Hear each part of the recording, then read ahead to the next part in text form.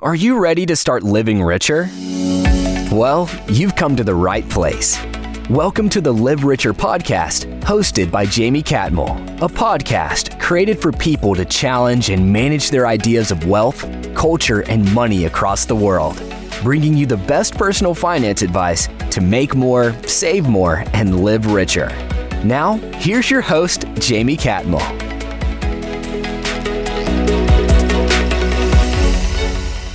Hi, everyone, and welcome to the Live Richer podcast. I'm so excited to have the expert we have today.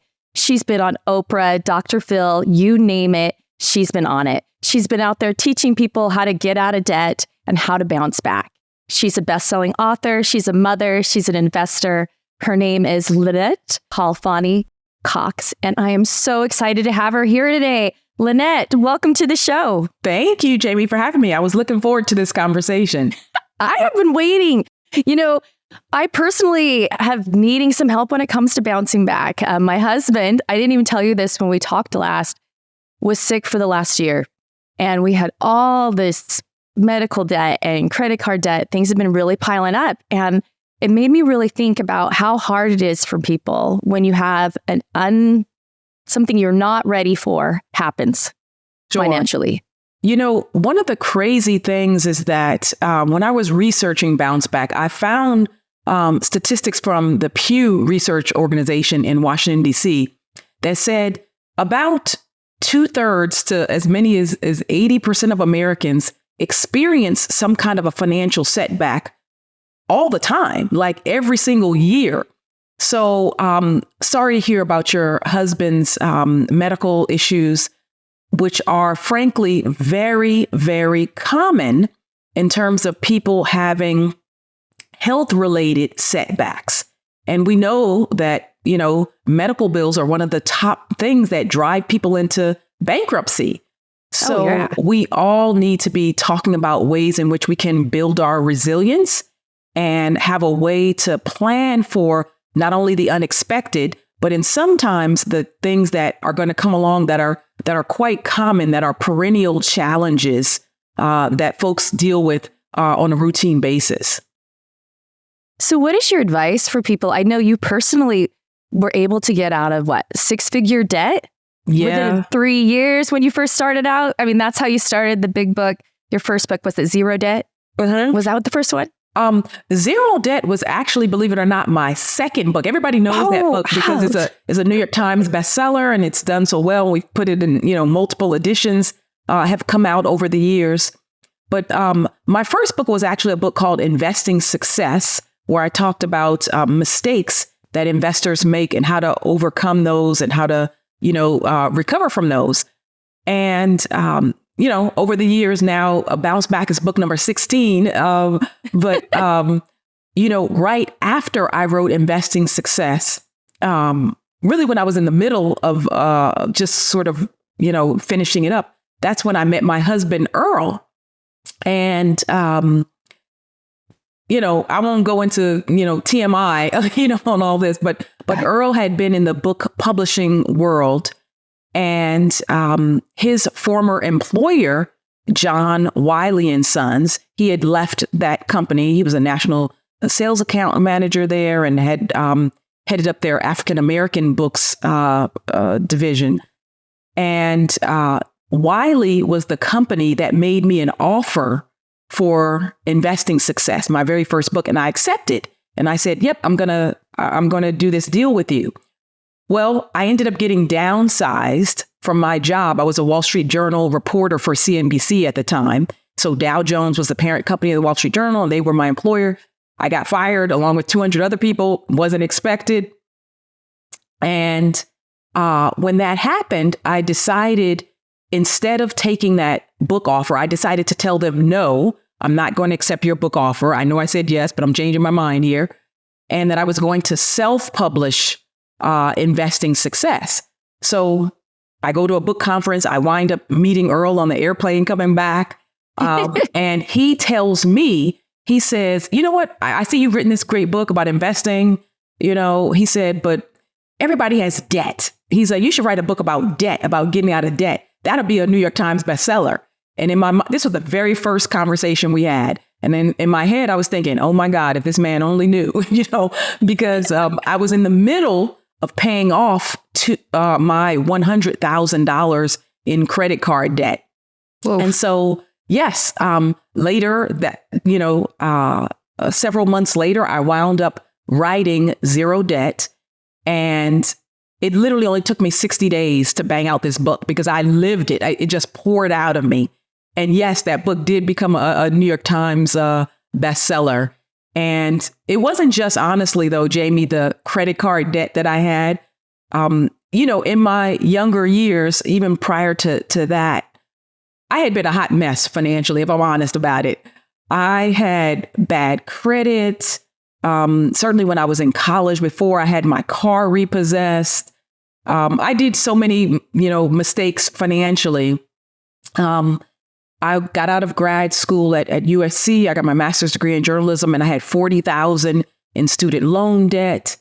So I had, problems upon problems, debt upon debt. And yes, for the credit card debt, it took me 3 years to pay that all off. I never missed a single payment. And then when I wrote Zero Debt, as I mentioned, it became a New York Times bestseller. But it took me a decade to pay off my student loan debt.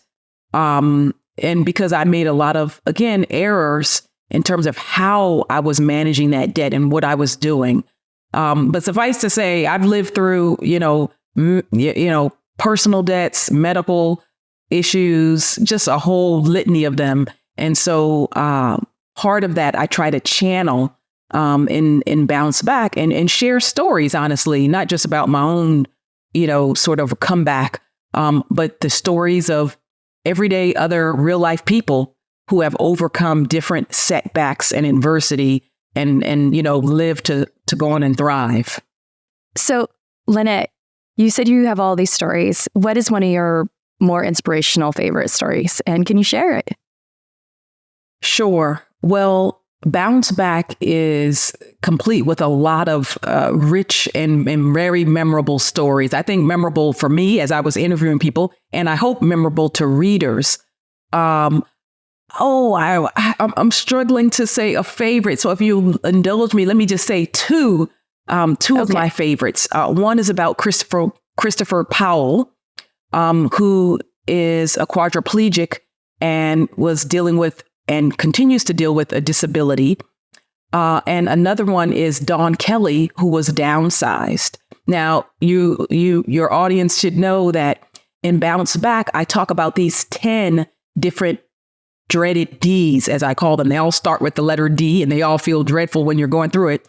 So it's downsizing, divorce, death of a loved one, disability, disease, debt, damaged credit, disasters like natural disasters, dollar deficits, which basically means I have no cash flow and I feel kind of broke and I'm living paycheck to paycheck, and then discrimination.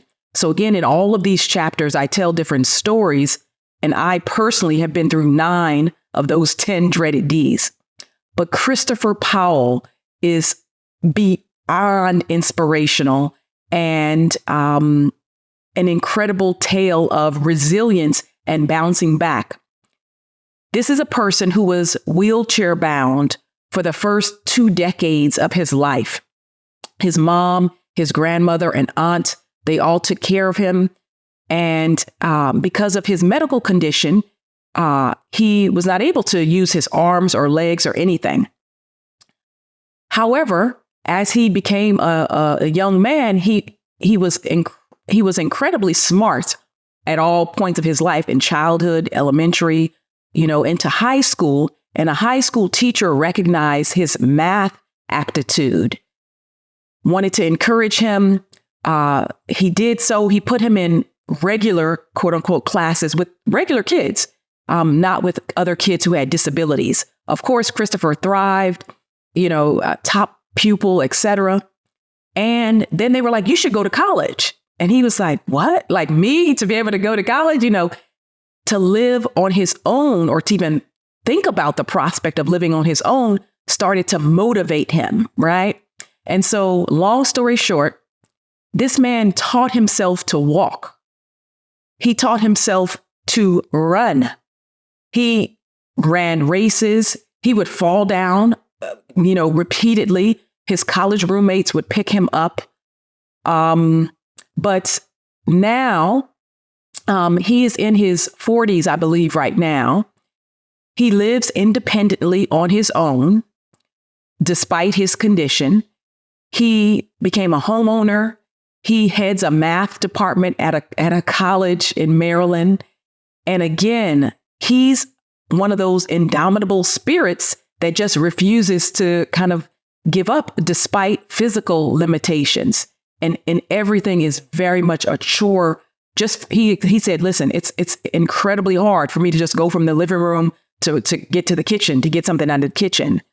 But he always focuses, as he told me, his strategy was, I'm always going to concentrate on what I can do, not what I can't do. He said, if I could use my mouth, if I could use my fingers or my elbow I always channeled a way to just to figure it out and to look on the bright side and to manage his expectations. So I said, those are some huge expectations to be able to teach yourself how to walk and run. But just a tremendous inspiration. So that's definitely one of my favorite stories from Bounce Back.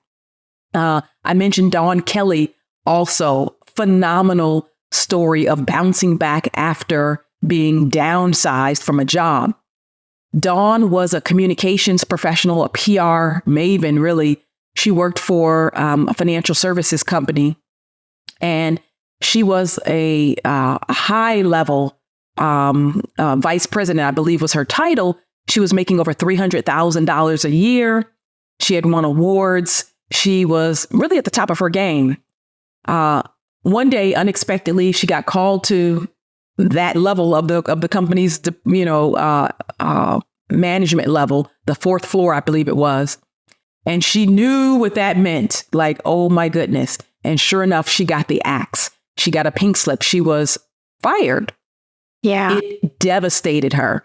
She, couldn't get out the bed. She was crying, depressed. She thought, why me? And frankly, a lot of us, because I've been through a downsizing too, one time in my life, you have a pity party at first. You're like, why me? I was great. I was performing. It wasn't, So Dawn struggled, immensely, emotionally, etc. And then one day, her daughter, came into the room, her young adult daughter, and said, I need to talk to you. I need you to tell me if you can find my mother, because I don't know who this woman is laying in the bed.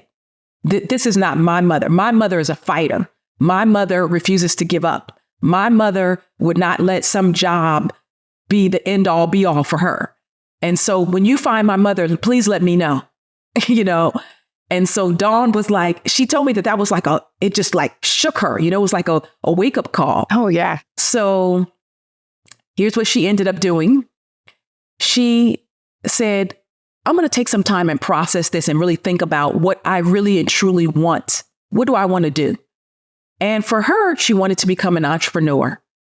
She wanted to open in Queens, New York, which is where she lives, a fresh food and beverage retail store. And there's nothing like this there. It was, it's fast food, it's pizza, it's just, barbecue, it's, a whole bunch of stuff. But she was focused on healthy things like smoothies and salads and fresh fruit drinks, etc. People told her she was crazy. People told her, this is not going to work. You have no business experience. You don't have entrepreneur, nothing. She started learning. She took she went through Goldman Sachs, their program for small business owners. She read up everything she could. And she was like, I'm not going to let a lack of knowledge stop me. I'm going to start learning. And she did. 2 years to the day after she was downsized, she was having her grand opening for her establishment, which is called the Nourish Spot.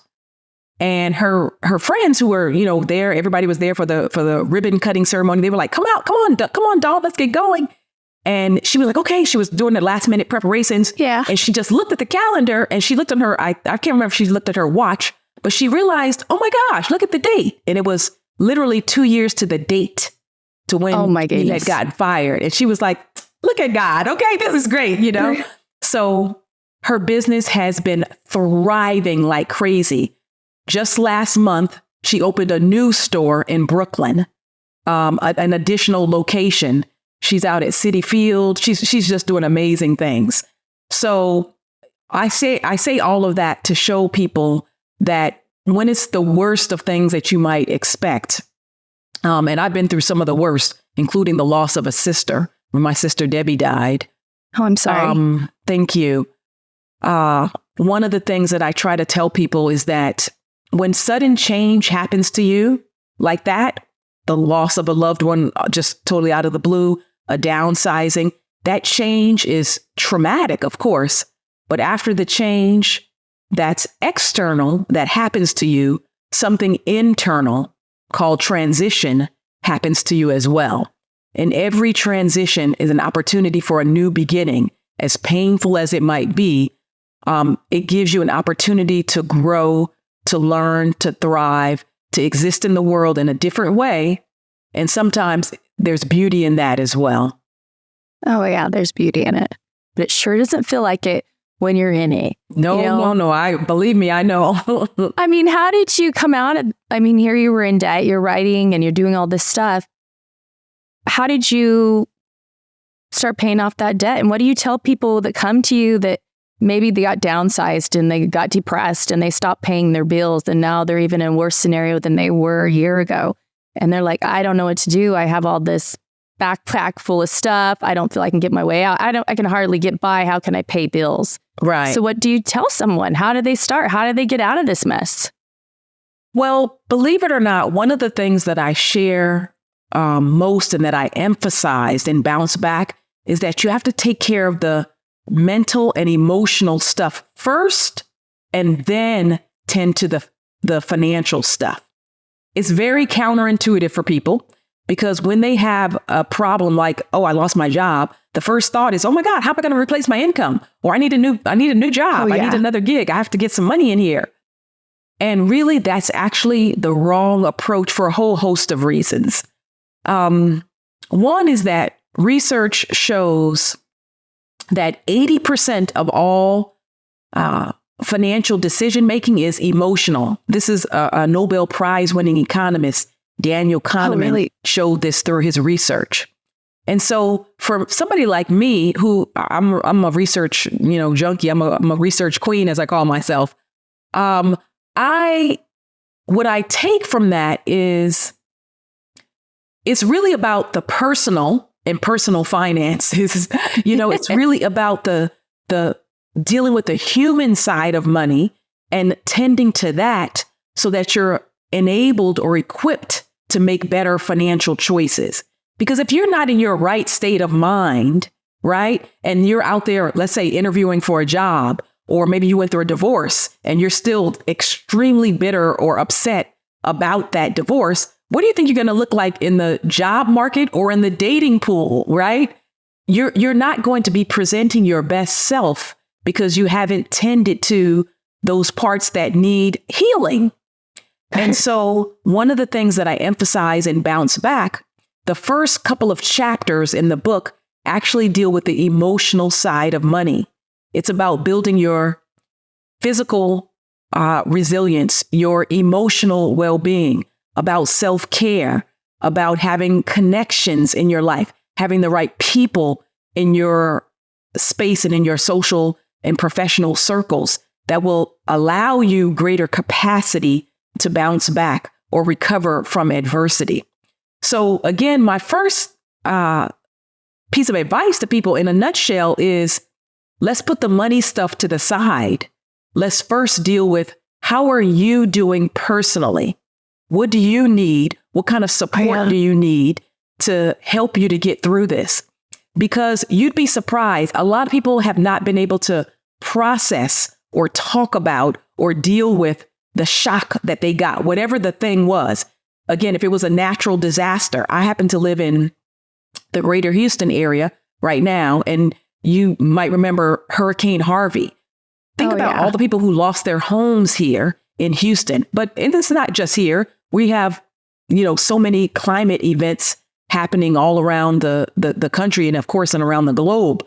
Wildfires, earthquake, tornadoes, hurricanes, all manners of disasters, flooding, etc. Right? And so when you have something like a disaster that whips up, quickly or just comes out of the blue and you lose everything, how do you come back from that? The step isn't to say, of course, you need to have, a roof over your head and, you need food. I'm not talking about those not having the basics, but really it's that you need to first start tending to that person's trauma and their emotional needs. And then you can better help them to be equipped to make the right financial choices. Otherwise, it's kind of like, what is the expression? The horse before cart the before the horse. The cart before the horse. Thank you. Yeah. Because I think, maybe because you'll fall into those same traps. You may do good for a couple days. It's like the diet, right? You might do good for a week, but then you're like, I'm going back. Just I think that can sometimes, right. And I think when you're depressed, the last thing you want to do is not be able to do the things you want to do because you don't have money. Right? Or you've lost things. It's really hard. It feels almost like you're punishing yourself. Right. I'm already sad, right? And then now I have to tell people, sorry, I can't go to dinner, or I can't do this. I can't do the vacation. I'm trying to pay off my debts. And that even comes with more shame. I think it's very psychologically difficult for people to escape debt for that reason. For sure. One of the people that I interviewed as the experts for Bounce Back was Dr. Asia Evans, who is a financial therapist. She talked a lot about the shame factor and why it is and how it is that we carry a lot of that emotional burden for our financial choices, the quote unquote mistakes we feel that we've made, and how you can kind of readily address some of those things. And one is first to recognize it, to recognize the language that we're using, and to be mindful. And as a friend of mine, Sandra Davis, who is also a master coach, who I also interviewed for the book, talks about self-care and compassion. She was saying that it's often easier for us to have compassion for somebody else, and that the way in which many people can first experience self-compassion is externally by being kind and nice to others. It's nothing for us to tell a friend in need, right? To say something like, "Oh, I'm so sorry you're going through this tough time. How can I help you? What can I do to be supportive?" That kind of thing. And even if the friend made a mistake, we're not going to berate the friend. We're not going to wag our fingers and say, "Oh my God, you were such a bonehead. Why would you do that?" So if you wouldn't say that to a friend, why would you say that to yourself, right? So the idea is, as Sandra says, is, first practicing compassion, to others and empathy. That modeling is like you're modeling it for yourself.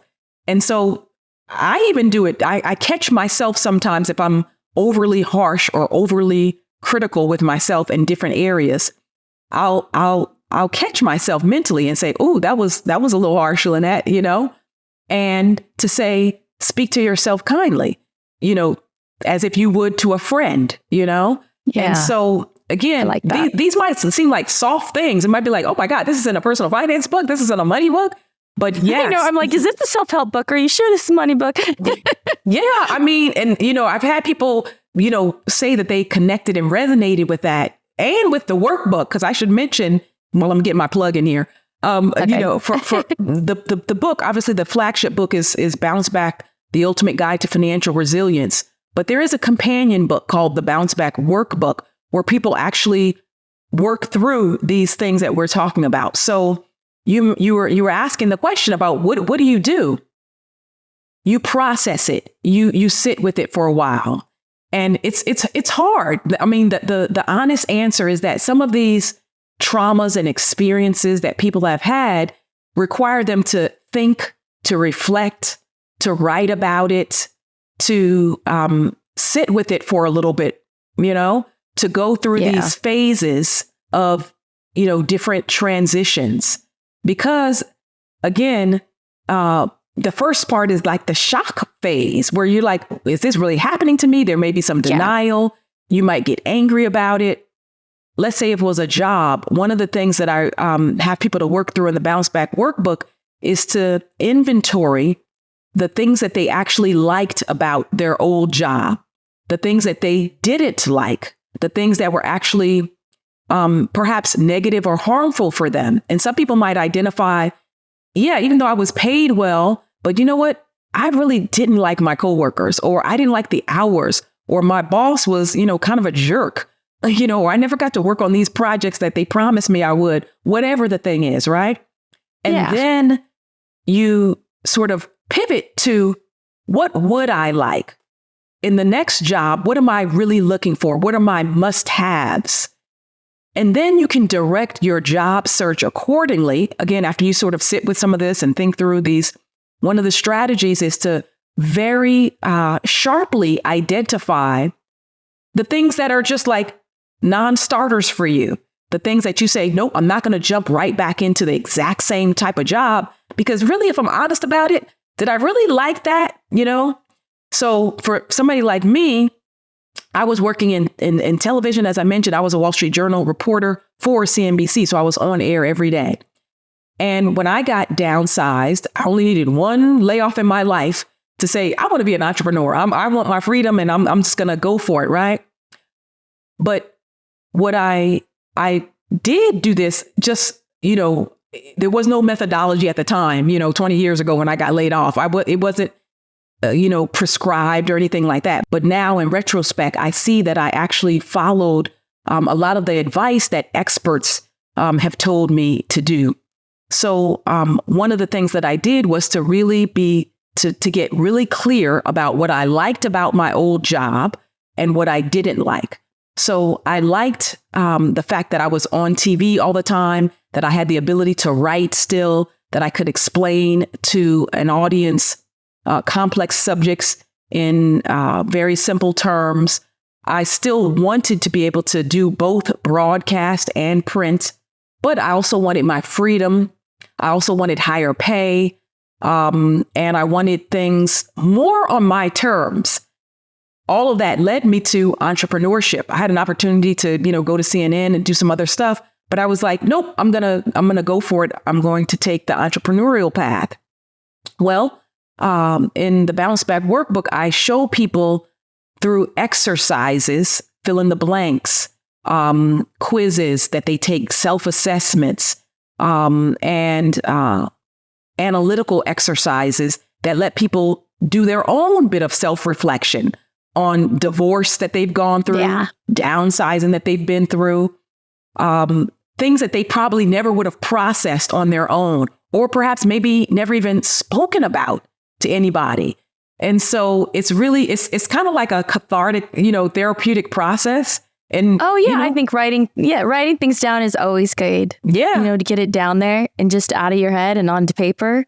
People always say that when you write it, it becomes real, like even your goals, and you're more likely to do them. I can see why a workbook would be so helpful. You have these epiphanies. Yeah, you have them.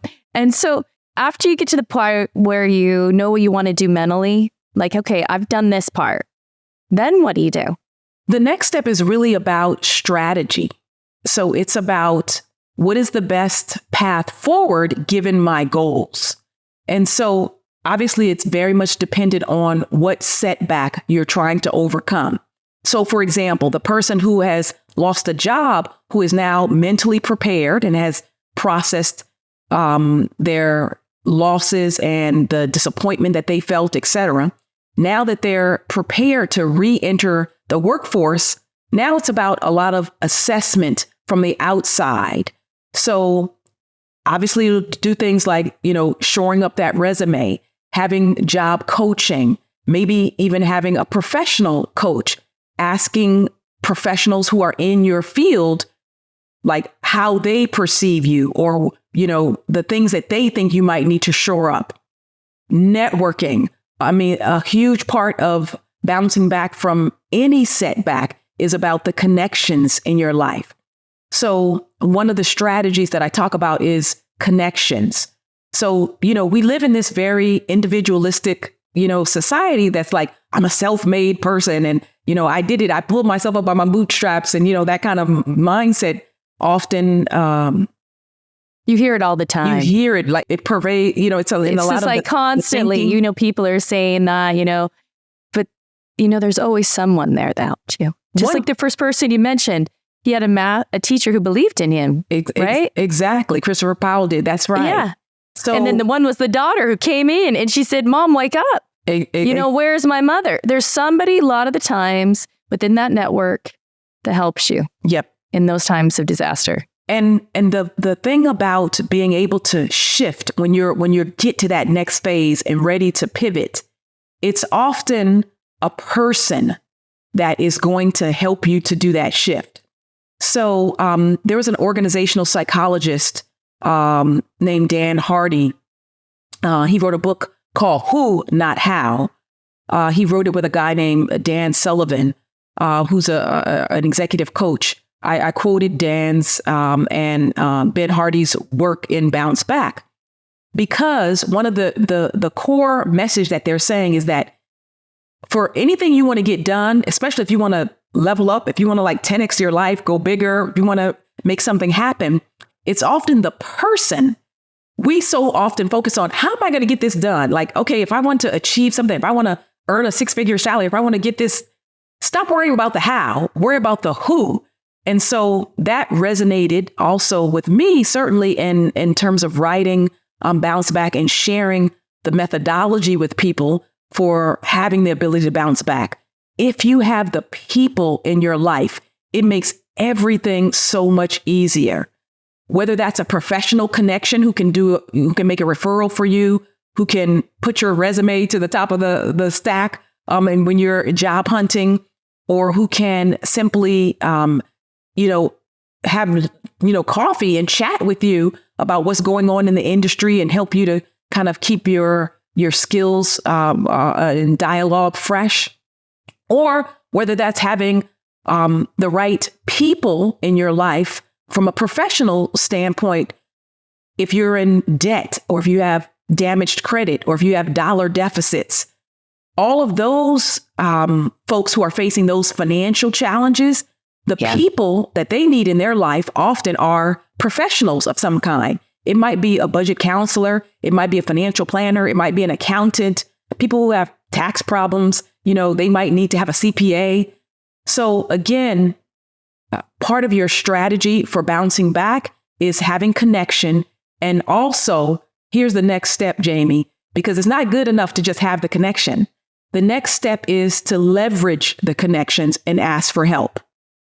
Okay, a lot of people don't do that. I cannot Lynette, tell they think you. they're putting people out. I'm putting them out. I shouldn't put them in a situation where they feel like they're obligated to help me. They don't want to help me. They're busy. People are very afraid to go ask other people for help. I know I have been and then sometimes there's even shame in asking to help because you feel like it makes you look weak or you're embarrassed. Exactly. And I literally did this with Bounce Back for myself. I said, oh my gosh, Lynette, I had to recognize what I was doing. I have a phenomenal network, family, friends, professional colleagues, peers. When it was time to, go into promo mode, I was like, oh my gosh, what am I going to do here to, put the word out more? And again, Sandra was one of the people who said to me, Sandra Davis said, ask everybody that, she was like, Lynette, you've spent 20 years giving. You're constantly mentoring people. You pour into so many younger people who have come after you. You're always helping somebody else. So now you put a lot of deposits or, in this bank account. And now it's okay to ask. And I was like, she's so right. But I even resisted, even though I have a phenomenal network. So I was just like, okay, I'm going to ask. I'm going to ask everybody, my media friends. It's a request. Hey, would love to come on and talk about my book. My friends who have the capacity to buy, which is all of them, really. Hey, can you buy my book? Just what is it that you need? But even for somebody like me who was writing the advice, again, I'm just telling you the human real side of this. It's not enough to have, in other words, those connections. then you have to take it one step further. You have to get over whatever the thing is that prevents you from asking for help. And Jamie, you identified a lot of it. Sometimes it's shame, embarrassment. Sometimes it's pride. Sometimes it's not wanting to, quote unquote, inconvenience or put somebody else out. But really, at the end of the day, we're all social creatures. People actually love to help when they feel like it's something, it's value that they're giving, right? And when they feel like it's not you constantly coming to the well, or, you know, it's a different story if somebody is constantly asking. That's a whole different thing, right? But no, if you are in need for something, whatever it might be, again, you know, the chapter that I wrote about natural disasters, I talked about all these organizations from Team Rubicon to the Red Cross, Habitat for Humanity, and others, that literally their reason for being is to help people to recover from natural disasters and setbacks. And then they refer you to others. If you go ask for the help, they'll tell you more resources that you can get. But the key is you have to, you know, open your mouth and speak up. They say, you know, the squeaky wheel gets the oil. And they say a closed mouth doesn't get fed. So I tell people, don't suffer in silence. Ask for help. And that's really, really good advice. Now, I always ask all of my guests, what does living richer mean to you? As a woman who's lived through it all, what does those words mean when you hear them? Live richer. Living richer for me is really about three things at this point in my life. One is absolutely great health. I truly believe that health is wealth. And so everything that I can do to maximize my physical, emotional, and spiritual well-being and promote my health overall, I feel that's priceless. Two is my family relationships. Increasingly, again, especially at this point in my life, and I'm a Gen Xer, I value my social connections far more than I value the dollars. So for me, it's about having the right people in my life that support and sustain me and that I can be supportive to as well. And then third, the biggest thing that I want to become is a time billionaire. So my time is of the utmost importance to me.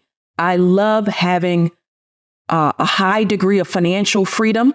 I don't have 100% of the financial freedom that I'm still, you know, on the path towards and aspiring to attain right now.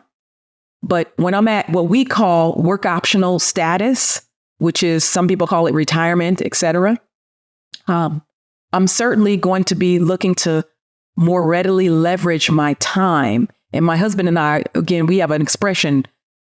I don't want to be a billionaire in terms of dollars and assets and net worth. I have no interest in that. But being a time billionaire, oh yeah, that's of great interest to me. Well, I'd like to be a time billionaire too. It sounds like something I'd really, really love. It's just you pick and choose. We do pick and choose. Yep. And I think a lot of things you said today are really life-changing for a lot of people. I think we don't ever think about ourselves and how we're emotionally feeling and taking care of that before we try to tackle some of these huge things that happen in our lives. If it be, like you said, financial debt, physical ailments, natural disasters, you name it, you need to really have some self-care there and take care of yourself so that you can go and overcome this huge hurdle that's in your life. And then don't be afraid to ask people for help. Get the experts out there, use your network, and do what you need to do to be able to overcome whatever that challenge is. And again, Lynette, thank you so much for coming on. And if anyone hasn't gone out and got the book, go out and get it. It's called Bounce Back. And I know that's the book she's talking about right now, but she does have a lot of other books. They are all amazing. And I would suggest you to read them and to go to her site Lynette, is it moneycoach.com or? It's askthemoneycoach.com. And then my personal site also is LynetteKhalfaniCox.com. Thank you for that. So make sure to go there, check her out. She will help you. And she's an expert. If you are in debt, hey, she's one of those experts you can reach out to and ask for help.